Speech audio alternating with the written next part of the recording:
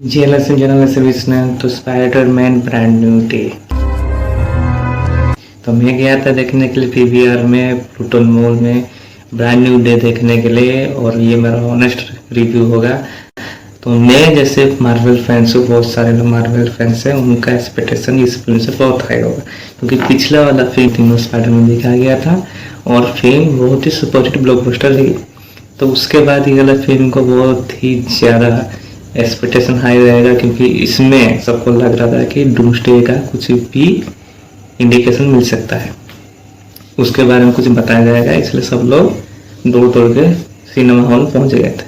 तो क्या ये expectation Spiderman brand new day खड़ी रह पाई या नहीं रह पाई, ये मैं आगे बताना है। और अगर स्पॉइलर सुनना चाहते हैं तो आप प्लीज़ इस वीडियो में बने रहिए। तो स्पाइडरमैन ब्रांड न्यू डे में मेरा मानना है कि वो एक्सपेक्टेशन में ये खड़ी नहीं रह, मतलब एवरेज बोल दो, इतना भी खराब नहीं था। तो होता क्या है, फर्स्ट हाफ में स्पाइडरमैन ब्रांड न्यू डे में स्पाइडरमैन जो मेमोरी सबका मिटा चुका था डॉक्टर स्ट्रेंज के द्वारा, तो स्पाइडरमैन उसी में स्ट्रगल करते रहता है कि वो अपने आप से स्ट्रगल करता रहता है कि उसकी गर्लफ्रेंड मैरी जेन, उसका दोस्त जो रहता है वो सब उसको याद नहीं रखता है, तो उसके अकेलापन उसको खाया जाता है। तो फर्स्ट हाफ ये बहुत ही ज़्यादा स्ट्रगल रहता है। तो इस बार डॉक्टर स्ट्रेंज के ज़्यादा कौन है, तो वो पनीसर आए हैं, पनीसर जो है, उन्होंने उसके कैरेक्टर को भी समझा है, उसका गेम भी खेला है पनीसर का। हम लोग को पता है वो ज़्यादा ही एमुनिशन में ज़्यादा रहता है, उसका वेपन में जितना भी रहता है। तो वो स्पाइडरमैन के साथ रहता है, जो मजाक करना चाहता है वो ठीक है ठाक ही लगता है, इतना कुछ इंटरेस्टिंग नहीं लगता जैसे डॉक्टर स्ट्रेंज के साथ था, उतना ज़्यादा नहीं लगता है। तो उसके बाद फर्स्ट हाफ में क्या होता है, सेकेंड हाफ जैसे आता है, जीन ग्रे के बारे में उसे पता चलता है कि जीन ग्रे का पावर आपको पता ही है, एक्समैन में इधर एंट्री दिया जाता है जीन ग्रे के द्वारा। फर्स्ट म्यूटेंट जो एक्समैन से आई है वो पावरफुल कैरेक्टर वो है जीन ग्रे, जो one of the most important character है, आप लोगों को पता ही है, मेरा भी फेवरेट ही है। तो जीन ग्रे आती है और इधर सबका माइंड कंट्रोल करती है, और स्पाइडरमैन को पता नहीं चलता कि ये सब कौन कर रहा है, क्या कर रहा है। तो स्पाइडरमैन ये सब रिवील करने का कोशिश करता है। तो जीन ग्रे का जितना ही स्टोरी अनफोल्ड होते जाता है, स्पाइडरमैन को पता चलता है कि ये विलेन नहीं है, ये भी अच्छी है। लेकिन इधर जीन ग्रे कैरेक्टर में बता देना चाहता हूँ, जो कि एक्समैन में हम लोग दिखाया गया था कि सब म्यूटेंट है कि जेवियर, प्रोफेसर जेवियर के स्कूल में रहते हैं। जीन ग्रे जो है वो म्यूटेंट स्कूल में ज्वाइन नहीं की रहती है, वो जानती भी नहीं रहती है। स्पाइडरमैन में ये दिखाया गया है क्योंकि जीन ग्रे अपने पर्सनल लाइफ में ही थी अपने बहन के साथ। तो हमें जो इंडिकेशन मिल रहा है वो है एक्समैन की ये पहली पावरफुल म्यूटेंट आ गई है जीन ग्रे। और मेरा फेवरेट जो और दो आने वाले हैं वो है जीन ग्रे का बॉयफ्रेंड साइक्लोप्स, जो उसका झलक हम लोगों ने टीजर देख लिया था।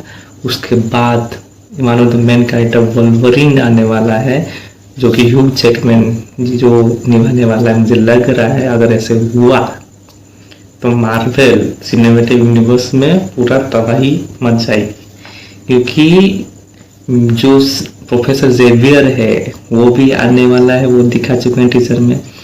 तो साइक्लोप्स को दिखा चुके हैं, जीन ग्रे को स्पाइडरमैन ब्रांड न्यू डे में दिखा चुके हैं। अभी बचा कौन है, ह्यू जैकमैन बचा है, और वो अगर आ गया तो खत्म, मतलब इतना खतरनाक एमसीयू में तबाही बचने वाला है, आदमी लोग सब फैंस पागल हो जाएंगे। जल्दी से मैं बता देता हूँ आगे का इंडिकेशन, जो कि फिल्म में शायद बहुत जल्दी दिखाने वाला है, क्योंकि आप लोग को पता ही है कि डॉक्टर स्ट्रेंज के द्वारा और स्पाइडरमैन के द्वारा सबका मेमोरी हट चुका है। स्पाइडरमैन जिसको भी आता सब भूल गए हैं, चाहे स्पाइडरमैन का बेस्ट फ्रेंड हो नेड और या फिर मैरी जेन।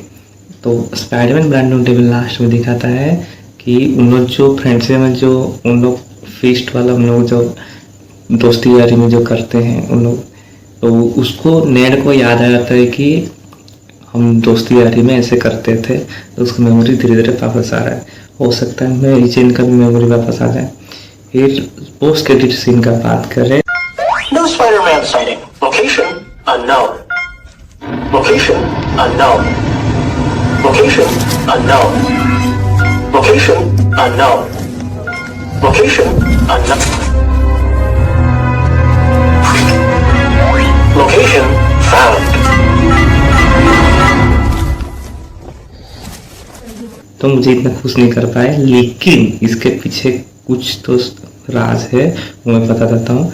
क्योंकि जो स्पाइडरमैन का जो दोस्त नेड है वो स्पाइडी ट्रैकर बनाया था, मतलब स्पाइडरमैन कहीं भी जाएगा उसका जीपीएस दिखा देता है मैप में।